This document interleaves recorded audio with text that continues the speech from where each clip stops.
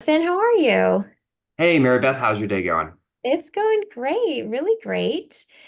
How's everything going? You're such a traveler now that you have financial freedom. I feel like I've watched you on Instagram. You and Paul are like all over the world. Are you home right now? Where are you? So we are home. Social media is a little bit of a lie because, I take a bunch of pictures when I'm traveling, and we did travel for a pretty extended period of time last fall, but we've been home since Thanksgiving. I just continue to post pictures of traveling because that's where I wish I was, right? So we're actually headed to Columbia, to Paula's hometown here in next month, in middle of March. Oh, So we'll be traveling wow. again, but just for a couple of weeks. Oh, wow. That's really cool. That's awesome. So thanks for joining me today. We wanted to just really look at a deal. It's wonderful having you a part of the Michael Blanc team to share your experience and to help the mentoring students that you work with deals, and you're doing deals yourself with Paula. So I was like, come on here, Jonathan. I want to talk about a deal. I want to see some numbers. Let's get into it. Yeah, that sounds great. Being a background, being in engineering, I'm all about the numbers. I'm happy to share anything. And so have a project for us to go through today. Awesome. Great. So is this a deal that you were a part of yourself? Yeah, so I'll just kind of kick it off. This is the third deal that Paula and I did as syndicators, multifamily real estate investors. And it's actually the deal. I left my W-2 job about, I think it was maybe a week, 2 weeks before we closed on this deal. So this was the Ah, deal where like I hit that point on the runway and it was like, well, I've either got to take off and do this or I've got to quit because it was just too much to, do this and the W-2 job at that point. And so it's a really special deal. It's kind of a neat deal. I also feel like a lot of the numbers and stuff are, pretty straight down the fairway. So it's very easy to digest and understand. But yeah, happy to chat through some of the analysis, the numbers. I've got the pitch deck pulled up. And so why don't we go through some of that and I'll kind of describe the deal a little bit and then we can get into some of the nitty gritty on the numbers and such. yeah, absolutely. I'm sure this is one that will really stick with you throughout your career as an investor. You'll do so many deals, but this is the one tied to you quitting your job. So this was your financial freedom deal. Yeah, absolutely. So it's a pretty unique deal. For starters, you can see from the picture, it's a 75 unit, 2012 townhome style built property. And so, for any, students, the first thing that you probably recognize is, wow, this is a pretty new property. What are you going to do to add value to something that's this new? Most syndicators focus on either C or B class assets, whereas this is probably let's call it A minus type of property. And so this deal was brought to me off market from a broker that I have a relationship with and had been building a relationship with for well over a year, had analyzed a number of deals with, put offers on deals. And so he just emailed me one day and said, "Hey man, I have a deal for you." And it was kind of like, all caps, exclamation point. And I don't get a lot of emails like that from brokers where they basically just suggest like you need to buy this deal. But I immediately kind of just thought, well, it's probably not going to work out that well because it's such a new deal. There's probably no value add. There's probably no opportunity. And so, I briefly chatted with him about it, and he's like, "Hey, man, all I'm asking is just take the time and underwrite it. Just look at it." So obviously, I wasn't going to turn that down. And so, anyways, like I said, the name of the property is Sierra Condos. It's located in College Station, Texas. For any of the audience that's not familiar with Texas geography, we have Dallas up in the north, we've got Houston down in the southeast, and then kind of Austin, San Antonio in the southwest part of the state. We call that the Texas Triangle if you draw a line between those three cities. And so, College Station is basically situated right in the middle of that triangle. And so you can get to any one of the major cities within a couple hours. And perhaps it's better known for the fact it's the home to Texas A&M University, which is one of our, state universities here, has over 60,000 students now and growing very rapidly. So, anyways, that's kind of the brief on the deal, where it's located.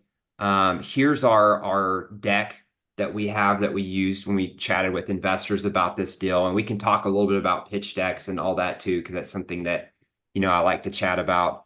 Yeah. But just to give a quick overview of the deal, we'll come back and we can talk about partnerships in a little bit. But so already mentioned, it was a 75 unit deal. We paid 8.6 million for it a few years ago. Rates, returns on the deal over a 5-year hold we were looking at was 14% IRR, 16% average annual return, minimum of investment of $50,000. Let's see, probably nothing else too pertinent here, other than you'll notice the average unit size is rather large. That's because the units are townhome style. So, as an example, the largest ones, which are the 3-bed units, they're actually 3-story units, Oh, and they're wow. about 1,500 square feet. So they're the size of a house, Yeah. And so that was something that we really liked about the property. We thought it was a very unique product. So let's talk a little bit about the market. Why did we want to buy in College Station? So I already mentioned where it's located. This just kind of shows it on the picture here. So I like to look for MSAs that have at least 200, 250,000 people or more. And so I would say Bryan College Station is kind of towards the bottom end, but it does hit that check mark as far as a tertiary market that I would invest in. And so first thing is just kind of the population size itself. Also, if you look at some of I don't know if I have them on this deck, but the job growth and the population growth, so not just where is it at, but where is it going, it meets a lot of the criteria that we like to look for. So we don't want to invest in areas that are losing jobs or losing population. We want to invest in areas where it's growing because that gives us a tailwind on our investment as opposed to a headwind. Nice. And feel free to jump in and ask questions. Mary Beth or anyone on DMM, feel free to ask questions as we go through it. Yeah. Otherwise, I'll just keep rambling through it. So That's totally fine, but I'll keep my eyes on the comments for you. sounds good. So I won't bore everyone with every detail about the market, but just suffice to say it's a good market. You can see here we have a lot of different industries and a lot of different employers within the market. So it's not just the university that attracts people to these markets. There's a lot of other pulls as well, and we thought that was a really important thing to highlight to investors. But the university is certainly a big advantage. The endowment of Texas A&M is basically like the equivalent of, I forget, it's like Yale or Harvard or something.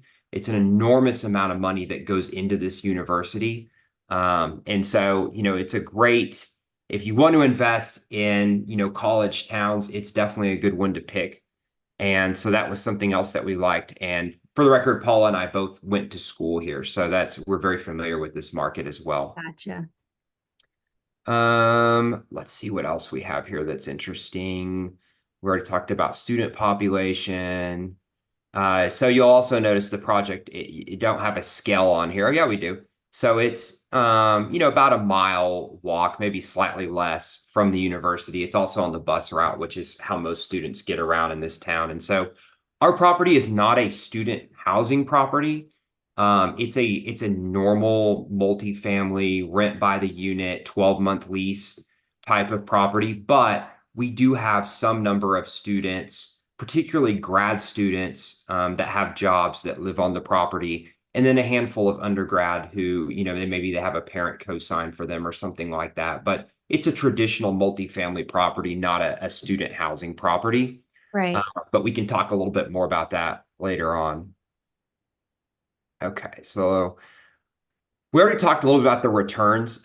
We'll kind of get into how those are calculated in the analysis. But one thing I'll say is that even with a project this new, I would say these returns are good, but they're bottom end of the scale of what you need to have a successful syndication.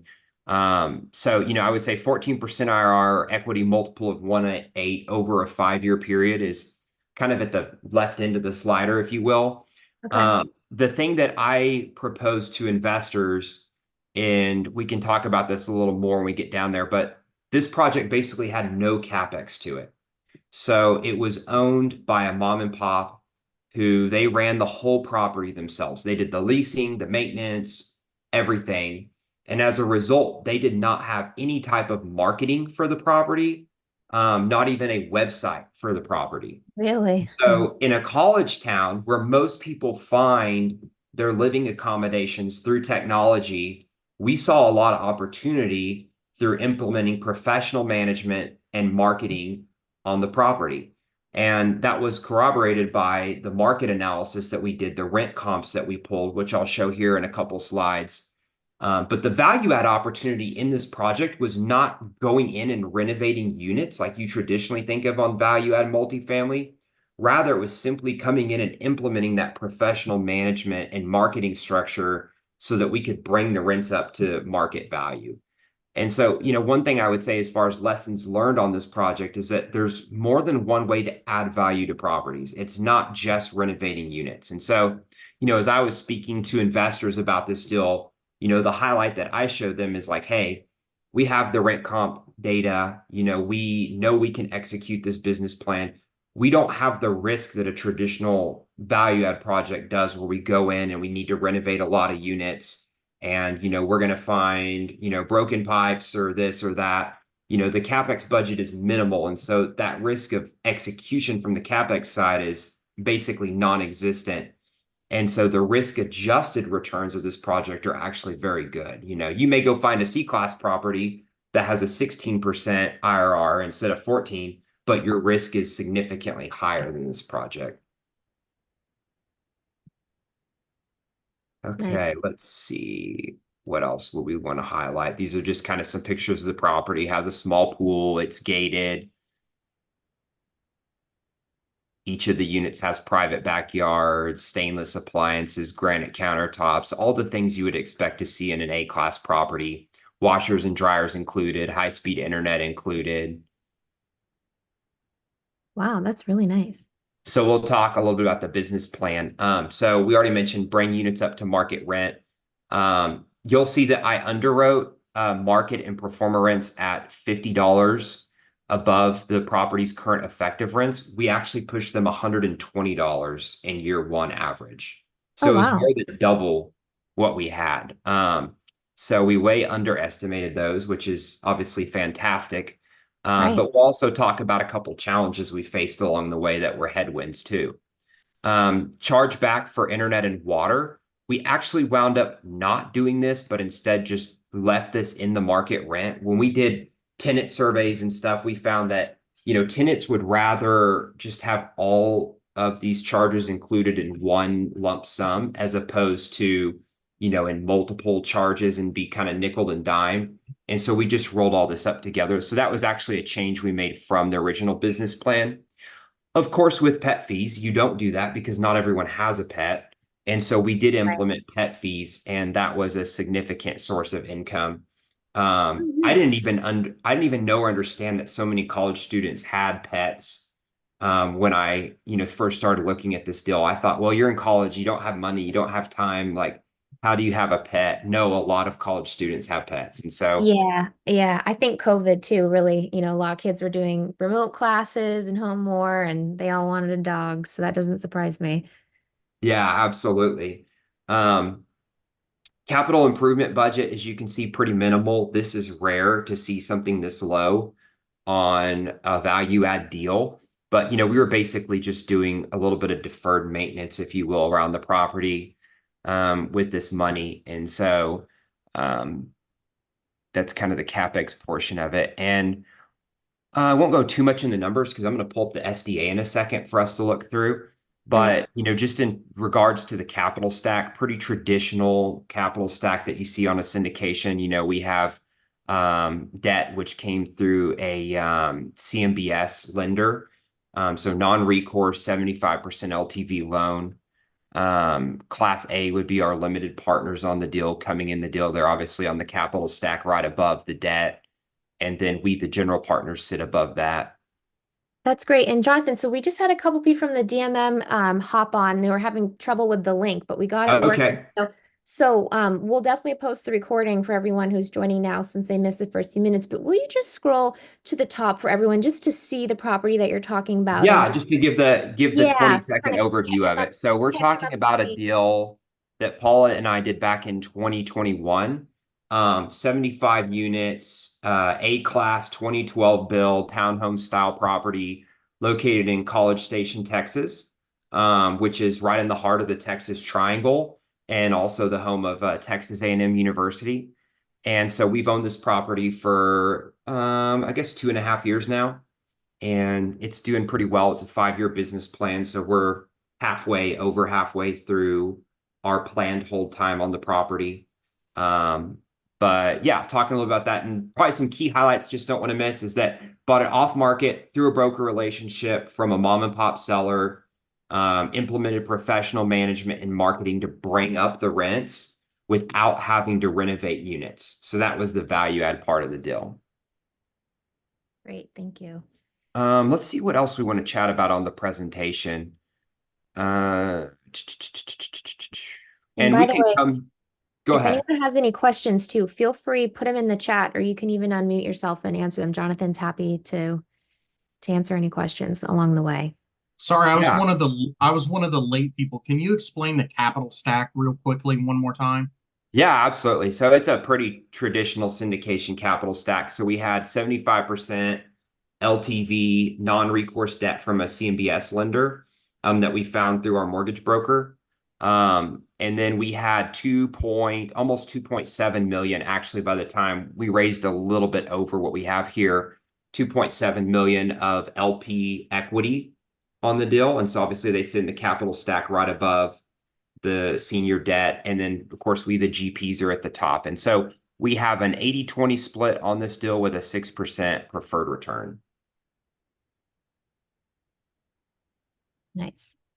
And we can talk about maybe after we go through the SDA, we can talk about crafting pitch decks or, kind of how to talk to investors if that's of interest. I know that's maybe a little bit less on the analysis side, but whatever is, of value to anyone on the call. One thing that is of value to the analysis side is the rent comparables. And Yeah. so, oftentimes I have students looking at deals and they'll say, well, the broker told me I can increase the rents on this property by 300 a unit. Or, I think that I can increase them by 300 a unit. And the question I say is like, well, what's the proof? How do you know that? And the answer should really be twofold. One, it should be that they've done a rent comp analysis and they understand that they can increase these through what other people in their market with similar product are charging for similar types of units. And then two, they should be verifying that with their property management company. So after they've done their analysis, they should independently, don't share the analysis with them, but independently have their property manager do that market rent survey and figure out what the real market rents are for the property. If you don't do that, then you're really just guessing at what those rents are, and you may be successful, but you also most likely will not. And so that's really important. That said, the rent comparables on this property were a bit challenging because this is a very unique product. It's A class, but it's not brand new A class. It's 10-year-old A class product. So think A minus. And the units are townhome style, which I would call that a positive for the property, right? And so there were not a lot of townhome style apartment complexes, or rather, I should say, any townhome style apartment complexes in this market. And Right. so the question is, okay, what are we going to do? And so I've already mentioned earlier in the presentation, our plan wound up being we're going to push the average rents by $50 a month. And we wound up doing 120 in the first year. But here's kind of how we arrived at those numbers.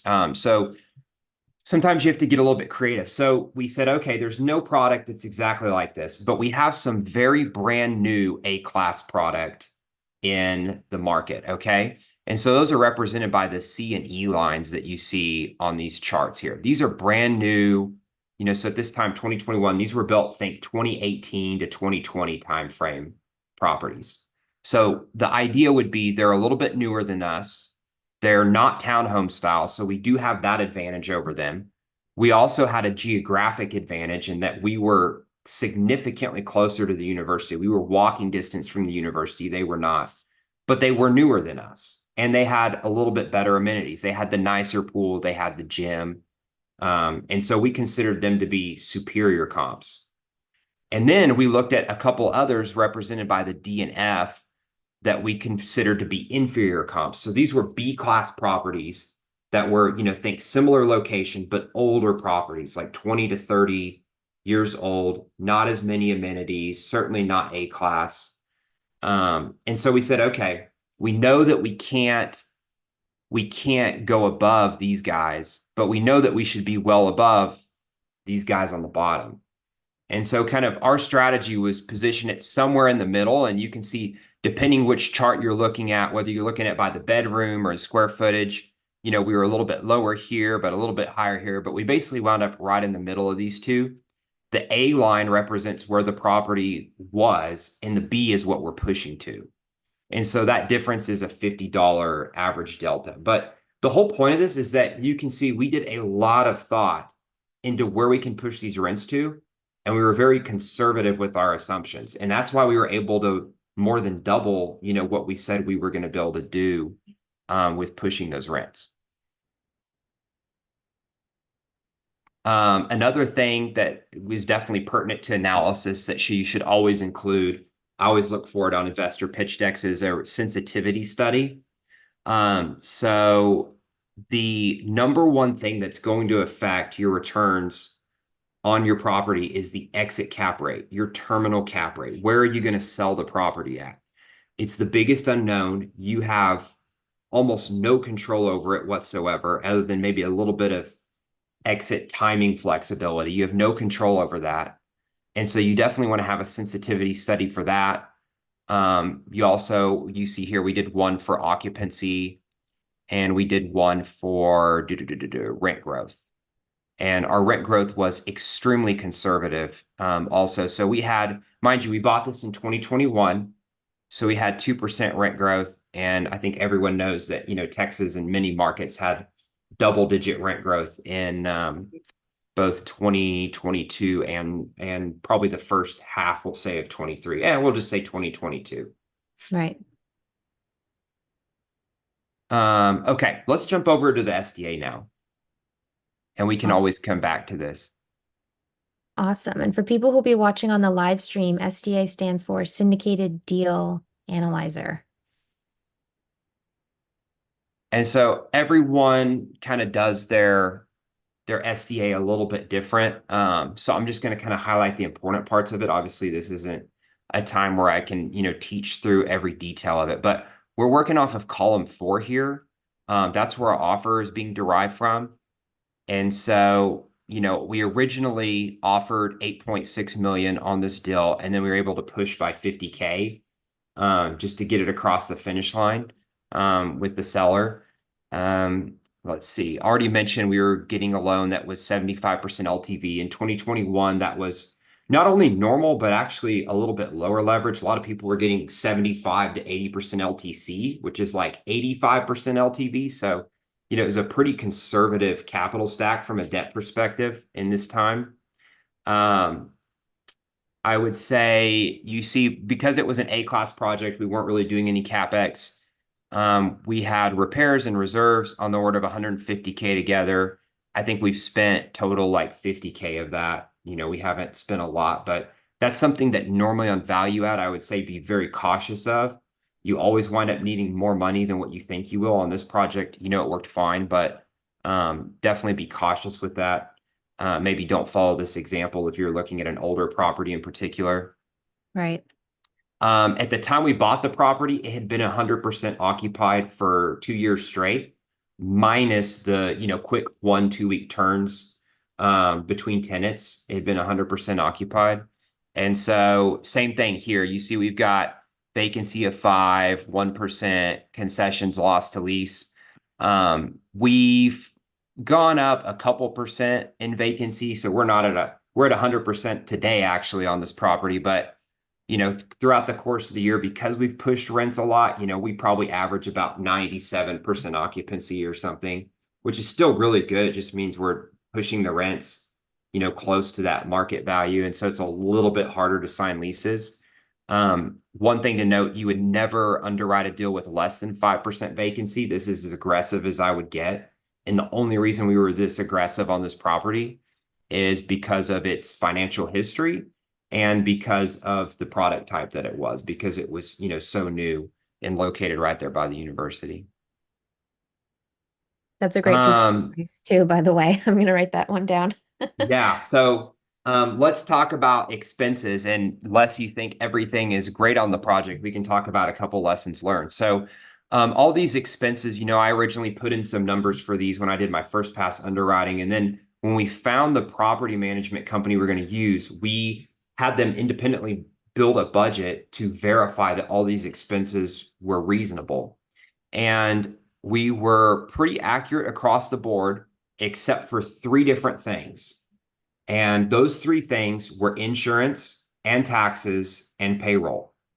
And so, we budgeted insurance based on what our insurance broker told us, what we basically got a quote on for that first year, and then some incremental amount increasing each year thereafter.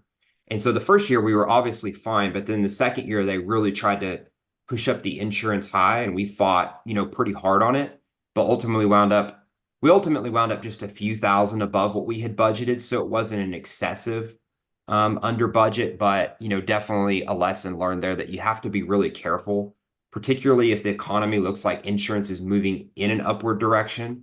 I don't know that we had that much clarity on it at the time, but just something to watch out for. Taxes, same Jonathan, did thing.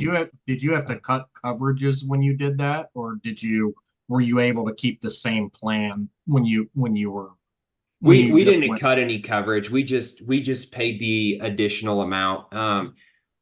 It's kind of a long story. We started out using our own insurance. I guess it would have actually been from going from year two on to like year three, where we had a challenge with it.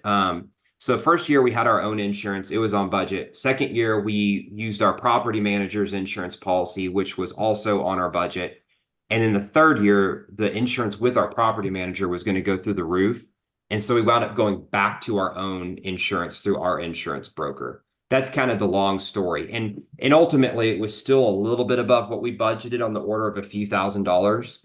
But it took a lot of work to get all that sorted out. Like changing from Right. your property managers back to yours and all that is a bit of a headache. And so sometimes being on your property managers can save you some money. And it did save us a little bit in that second year of ownership, but then it went the exact opposite direction, primarily because several of their properties are in Houston, I think. And so, when insurance company looked at their portfolio combined, they were like, oh, yeah, this is a high risk profile. And so we had to decouple ourselves from that in order to get the rate that was probably fair for us, I would say. Okay. Okay, cool. Thank you. I didn't know that that Yeah. was even an option. So thank you. I appreciate that. Yeah, absolutely. Taxes, we budgeted at, I can't remember. It was probably either 80 or 85% of the purchase price times the current millage rate, which was the advice of the tax advisor we were using. It worked out fine for the first year. The second year, the taxes, went through the roof like they did on a lot of properties in Texas. And so, we had to really leverage our tax consultant. Wound up having litigation with the county, and ultimately more or less won that litigation. We were still a little bit over, but it took a year to do so. And so we basically made a loan to the county of Brazos for a year for the extra taxes they wanted to charge us that we had to fight back for. And even today, like we're still using a consultant every year, which that's normal for Texas, but like needing to use a consultant each year to keep them under control. And so that's been another, I would say, overage on our original budget. And then finally is our payroll. So you can see here we originally budgeted about 60,000 a year.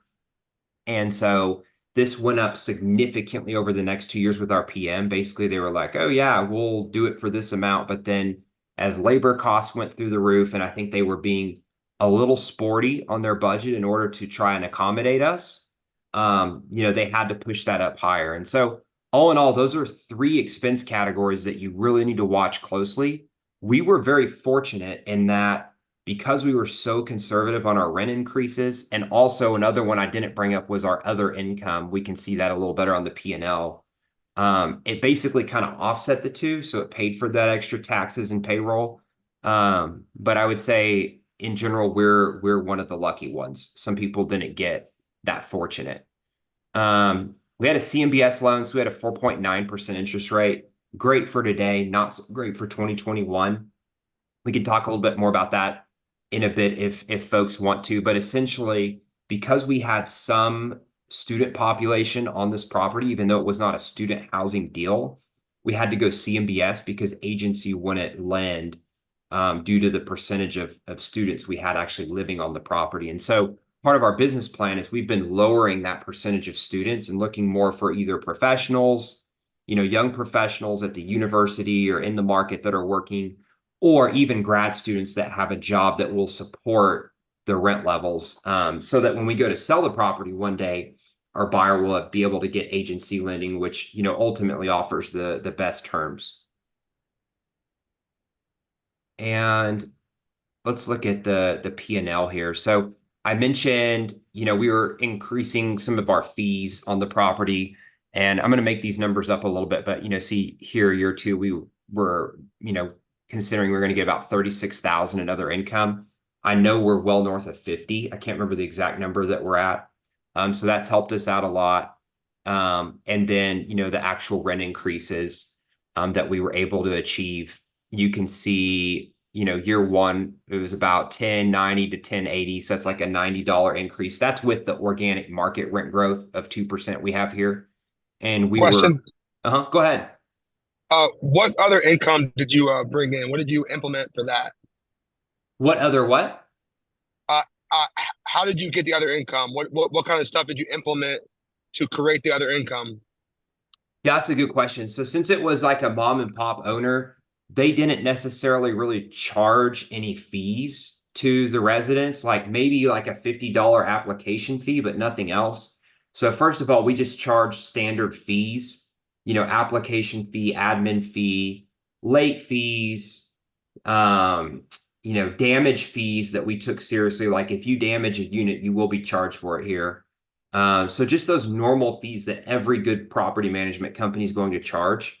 And if I had to guess, that probably accounts for 25,000 of this planned income here. Like that's the bulk of it. But then beyond that, we also implemented pet fees. And so, Mary Beth and I were talking that there's actually a lot of college students that have pets. And so I think our pet fee on this property is $25 per month per pet, and we allow up to two. And so, we have units that are paying an extra 50 a month because they have two cats or something like that, or two dogs. And so that was another big one. Trying to think beyond that, eventually we wound up implementing a trash fee as well for $15 a month. So that helped out. We didn't do that until year two. But mostly we were just conservative on what we thought we could get. I would say in particular, when it comes to late fees and damage fees, you always want to under budget and overperform because you don't really know where those are going to come out to. But if you under budget, then you usually wind up, making your investors happy when you get more. And so that's probably the biggest under budgeted part on this, I would say. Gotcha. For the damage fees, how did you underwrite that? What did you anticipate for each unit? Yeah, I don't remember off the top of my head. I Gotcha. would have to go back and look at our detailed budget with our property manager. But what I Okay. would tell you that will answer your question is you really need to rely heavily on your property manager for that. So if they're managing, for example, this was our first property we owned in College Station. It was our first property that was A class. It was our first property that had some component of students in it. So in a sense, I was not really qualified to say, well, I think we can get X dollars for damage fees, or late fees would be really in the same bucket there. And so you need to rely pretty heavily on your property manager, but then be Okay. just a little bit conservative on it. They have an idea of how aggressively they're going to charge back stuff. Um, One other thing that's important, this is just kind of a side note, but usually on properties in Texas, we're seeing, 50 to 55% expense ratios, probably low 50s for B class and 55 for C. And so here we got 49 year one and like 46 year two. And we're running somewhere around that, I think 46 to 48 mark right now on the property on expense ratio. But if you saw that on a C class property, or if I saw that, that would be a red flag to me. I would tell you that you need more money for maintenance, more money for turnover. And so, that's something to kind of watch out for. It worked, it's accurate for this deal because it's newer, but not in general for deals in Texas. What's your per door for maintenance, Jonathan? Let's see what we got. So 427. So normally I tell people never underwrite to less than five. I think Wait, sorry, I think that's that's inaccurate. internet. 400. Yeah, Yeah. Sorry, 480. 480. So normally I tell people don't ever underwrite to less than 500. There's one bit of a nuance here. So our lender requires, it says 400 per unit here. Not sure why it says that, but so most of the time lenders require a deposit for replacement reserves of about 250 per unit per year. This lender was kind of picky. They wanted 350, which I thought was pretty excessive, especially considering the vintage and condition of the property, but Yeah. they make the rules. But with those deposit to replacement reserves, there is an opportunity to pull some of that money out for CapEx related items. For example, I go to turn a unit. If I need to paint it and put in new floor, then I can basically put that over on my list of CapEx. And then, every year, I think about every year, we do a pull from this reserve amount that our lender holds. So the truth is, we spend 36,000 on repairs, but then we probably spend about half of this a year, if I had to guess, probably About 12 half to of that goes 15,000. about half of that goes to the repairs. It would be more CapEx type repairs. Think appliances, Yep. flooring, painting, but there is an additional cost there. This is for more like, hey, I've got a water leak on my sink or, stuff like that. So, Okay. Okay. Thank you. yeah, absolutely. One other thing, and you can probably see the good and the bad here, really obvious that kind of demonstrates overall the plan. We were super conservative on our rent escalation. I always underwrite deals conservatively, but like 1.5% is for years 4 and 5 is nothing on a deal. So if I was underwriting it today, honestly, I would probably be 2% or maybe 2.5% the first couple years. But also my expenses were lean. And so that's really kind of I guess the name of the game on this story is that, what we thought we were going to get in income was far below. So that's good. And our expenses were a little bit lean. And so, we had to use some of that additional income that we received to pay for those. So overall, this property, distribution wise, value wise, it's, I would say, right on track with pro forma. I don't think greatly exceeding it, but certainly not below it either.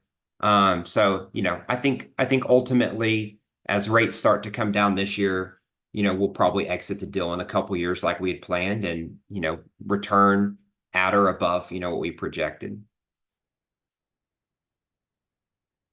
Let's see a couple other things that could be useful. Let's talk about acquisition costs. So a couple things that people miss oftentimes. One, because we're using a CMBS lender, they required a very complex legal structure that included a couple Texas LLCs, a couple Delaware LLCs. And so, normally on a syndication, you're probably going to spend, I'd say like 12 grand on legal fees with your real estate SEC attorney. And, I always budget for 15. Well, this deal, I think we wound up spending 18 or 19,000 on legal fees. It was a very expensive deal legally to get done. Origination fee. So we used a mortgage broker. So we paid 1 point to the lender in origination fee. And then I negotiated with our mortgage broker to bring his point down to 0.8. So sometimes those origination fees have a little bit of negotiation in them that you can get. You just have to ask. 5,000 for cost segregation. We did a cost segregation study that was 5 grand. And also you'll see lender legal fees were super heavy on this deal as well. I don't think we spent near 20K, but I know we spent north of 10 on it. So Was there a specific reason why the legal fees were so high? Yeah, so these CMBS lenders, what they do is they basically package up the loan and then they just sell it, right? And so they want everything from a legal perspective to be super watertight. And what that means to them is usually like the ultimate holding LLCs or Delaware LLCs. But then we want to hold the property with Texas LLCs. And so you have to create all those LLCs, have your attorney link them together appropriately per the org chart. And all that is just extra work. And then these guys, they just, they hire expensive, my lawyer, he actually earned his extra, let's call it 5K that we spent on the deal. But a lot of times the lenders, attorneys, I mean, they don't care. They just spend money like crazy. And so, Yeah. that's why it kind of gets a little bit out of hand. But this is pretty high. You could see something this high, obviously, for another CMBS loan or like even a bridge loan with a debt fund may require a similar structure. But typically with agency, you'll see fees probably on the order of half of this. And with a bank loan, it's probably going to be a quarter of this or something. So these are definitely excessive by anyone's standards. Anything else on the SDA before we go back to the pitch deck, and I can give a few pointers on that. I think I'm good. Anyone else here? John, Joshua, is there anything else you wanted to see on the SDA? No, I'm good. Thank you. How close is the standard SDA to what your fees were in this? Do you have any idea off the top of your head? I don't, because I changed the standard SDA over to my own template. And I don't know what the standard is, but my template normally I've got 15K for legal fees. That's what the standard is right It is now. okay. Yeah. Yeah. So just kind of going down the list, I got 15K here. I mean, normally lender legal fees is probably like $5,000 or something, or $6,000 on my template, if I had to guess. This appraisal is kind of hefty too. It's probably double what I have. I leave 2% plugged in the origination fee because typically I use a mortgage broker for deals. So I would say close, but if you were to go in and just, probably increase the lender legal fees and maybe a little bit for like environmental appraisal fees from what it is, because I think this is like $1,000 and it's going to be more than that, then you'll probably be good. So like on the SDA, all these things together are probably $6,000, and I would propose they should be like 12 Okay. together. Are those fees normally like percentage of deal basis, or are they like deal case by case based on the complexity of the deal? So complexity definitely plays a role, as I've, already mentioned. Size of the deal does not. And so Okay. this is why, like if I'm talking to students and they're going to do, for example, I did an 8-unit deal. That was my second deal that I ever did. If you have 2 or 3 people who are willing to be active members on the deal, it's better to just JV the deal, Just because JV it. Yeah. you eliminate a lot of these expenses. Obviously, follow the SEC rules. Everyone needs to be active, yada, yada, yada. But if you find partners that are interested in that, that's a more cost-effective way to get the deal done. However, if I had done the same deal, but it was, 200 units, the legal fees would have been exactly the same here, except for the origination fee, The because it is a origination. function of the price, right? Okay. Okay. But yeah, all the other stuff would. And so that's where the economies of scale really help you from an expense perspective, the bigger the deal you can do. And I mean, this is an $8.5 million deal. It's not a small deal. But I mean, all these expenses do add up even on a deal this size. Right. Right. Okay. Perfect. Thank you. Yeah. Anyone else have an SDA related question?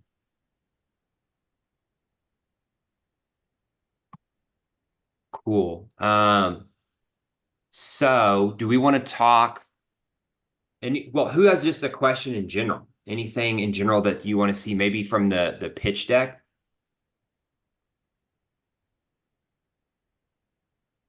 Okay, so I'll give my little spiel about pitch decks, and then if there's more questions, that's great. And if not, we can wrap up. Does that sound good, Mary Beth? Yeah, that sounds great. Okay, cool. So here's the deal. Everyone says that, investing is all based on the numbers, on, the accuracy, the conservative underwriting. And all those things are important. But the truth is, many investors make their decision based on emotion. People naturally make decisions based on emotion. And the quality and presence, like how your pitch deck looks, is incredibly important. And so one thing I always tell students is, like, even when you're doing your sample deal, which is the little deal that, we put together in the beginning when you're first talking to investors, just to show them kind of what it is that you're trying to do, but you haven't done a deal yet, make it as professional as you can, even if you need to pay someone on Fiverr $300 to kind of edit it for you in PowerPoint. But make a good pitch deck in PowerPoint that looks really sharp. And so that's kind of the first bit of advice. Second bit of advice is keep everything simple, keep it uncluttered, and the overall presentation just as short and to the point as you can. And so every deal that I do, this one's actually kind of long. Let's see how many slides are here. It's over 30. If I was making one of these today, I would try to keep it at about like 20. That would be my goal. And I would try to keep it to a 20-minute presentation. When you get to past that 20-minute mark, you really start to lose people's attention, even if you're doing a great job presenting. And so you want to get straight to the point, answer the highlights, answer the FAQs, and then you can always open it up for questions at the end or talk to investors one-on-one. And so, for example, I have a lot of engineers that are investors because that's my background. And engineers, they want to dive in the numbers and stuff. Yeah. But they represent a small percentage of, kind of average investors. And so if I built this presentation for engineers, 80% of the investors would just be bored and they would, not pay attention all the way through. And so the goal is, give them the pitch, give them opportunity to ask questions, but make your point and then offer the investment for them. Don't belabor it, don't make it long. And so I would say this presentation's a little bit too long. I think the time on it went to about 40 minutes. Once again, I would be aiming for like 20 or low 20s now. And so that's just something to think about as you go through it.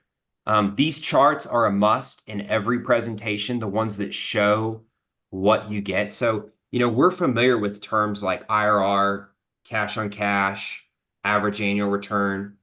Many investors, even those that have passively invested in deals before, are not. And so if you can show them with numbers, hey, you put 100,000 in my deal, and this is the projection, be sure you always say projection for what we're going to return on your money, then they can see, okay, the first year I'm expecting to get about 7,000 back in distributions. Second year, 5,000. And I always belabor the point that, like, more of that 7,000 is going to come in on the back end of the year than the first, because we're pushing rents up throughout the year. And so don't expect that to be like even distributions across the quarters. It's a step up over time. Do you show the total and because there's a total investor projections and Yep.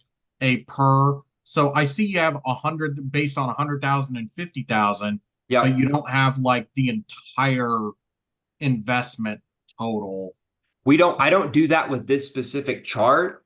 But here you see you've got the total 2.6 million of investor money, and it shows 14.2% IRR, 16.3 average annual, 6.3 cash on cash. And so I Okay. don't break that down because the reason is, like I said, even though I don't think I did a great job on this presentation, I'm trying to condense and just give them what they need. And most people, they don't care about the overall cash returns on the 2.6 million. It's They irrelevant. just care about theirs. Exactly. And if I have an engineer that asks me for that chart, it takes me 10 seconds to make it and email it to him, right? Okay. Okay. Yeah. But that's just an example of something that you could condense. And the reason I'm asking so many questions is because I'm doing a deck right now for Yeah, for an active that's why deal. we're Yeah. here, is to learn. So I would say the two biggest things: make it super sharp. If you're not a PowerPoint guru, pay someone $300 on Fiverr.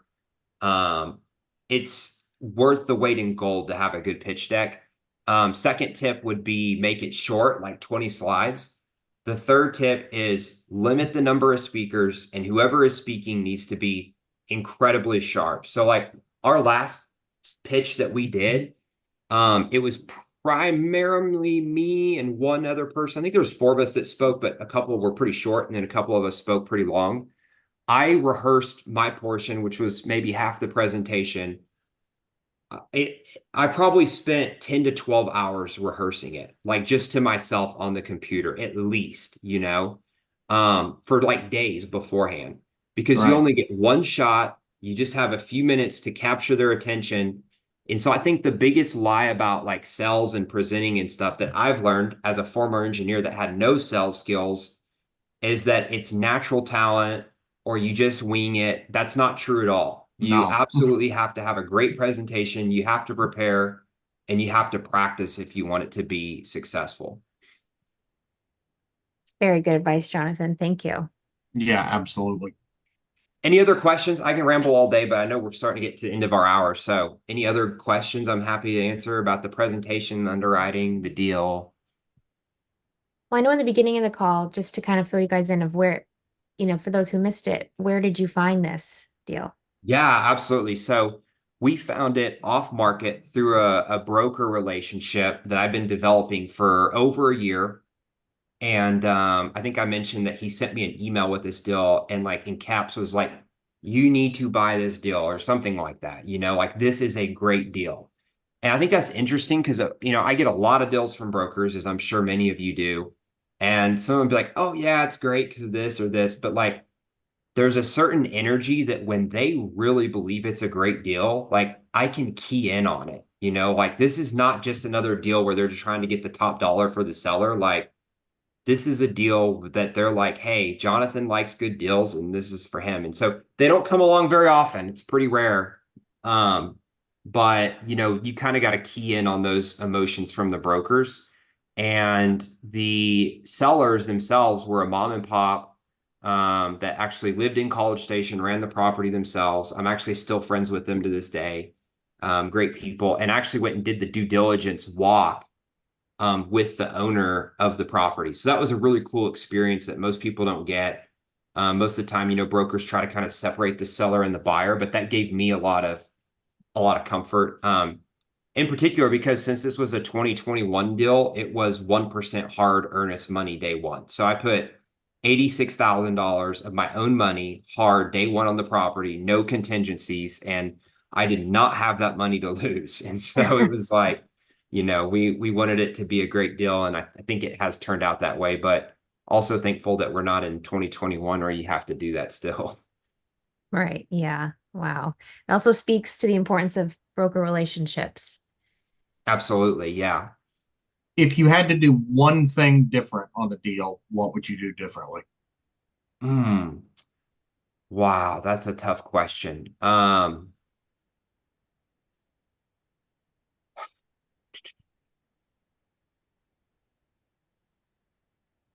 mean, aside from, with the expenses, obviously giving a little bit more cushion on those, I don't think there's anything major on this deal. I think that maybe spending a little bit more time with my attorney, talking to him specifically about working with this lender. They were a little bit challenging to get to the closing table with. And I had never used a CMBS lender. I did not have an investor friend to kind of weigh on that had used a CMBS lender. And they work a little bit differently. And so kind of just like having someone to bounce ideas off of, at least my attorney, but preferably another investor, it would have made things a lot smoother, I think getting it to closing. That said, we had a 60-day contract with a 30-day extension. We did have to file the extension, but we only used like 2 days of it. So I mean, we closed in pretty good amount of time. It was just a lot of stress and headache getting to that point. Okay, cool. Yeah. And a shorter pitch deck. I think I already mentioned that. I'm deleting slides as you say that. Yeah. That's awesome. That's great. Well, any other questions for Jonathan before we wrap this up? Great. Well, Jonathan, thank you so much. This was so helpful. I really, really appreciate you taking the Yeah. time to walk us through everything. You're such a great resource. We're lucky to have you on this team. For everyone in this call, they know where to connect with you on the DMM, but for the people that will be watching on the different social media platforms, how can they reach out to you? How can they connect with you? Yeah, so I'm pretty active on social media, both on LinkedIn. You can find me there, Jonathan Nichols. And then also on Instagram. And my tag is multifamily engineer. So you can find me on Instagram as well. Love it. Awesome. Great. Well, thank you so much. Thanks everyone for joining. Hope you guys enjoy the rest of your day, and we'll see you at the next deal analysis. Take Thanks, care. guys. Thank Thank you, bro. you. Thank you.